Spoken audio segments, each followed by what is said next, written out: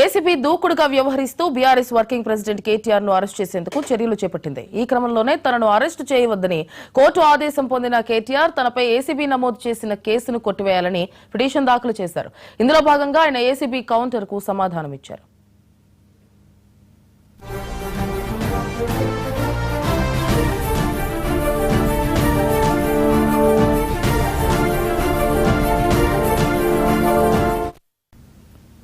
ఒప్పందాల అమలు, డబ్బు చెల్లింపుతో తనకు సంబంధం లేదని హైకోర్టులో దాఖలు చేసిన రిప్లై అఫిడవిట్ లో కేటీఆర్ పేర్కొన్నారు. ఒప్పందాల అమలులో విధానపరమైన అంశాలను చూసే బాధ్యత మంత్రిగా తనది కాదని అన్నారు. విదేశీ సంస్థకు నిధుల చెల్లింపుపై అనుమతుల వ్యవహారాన్ని సంబంధిత బ్యాంకు చూసుకోవాలని అన్నారు.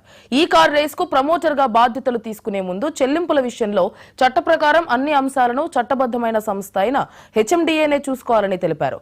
10 కోట్లు మించిన చెల్లింపులకు ప్రభుత్వ అనుమతి తీసుకోవాలన్న హెచ్ఎండిఏ నిబంధనల్లో ఎక్కడా లేదని అన్నారు. నిధుల బదిలీ మంత్రిగా తనకు సంబంధం లేదని పేర్కొన్నారు.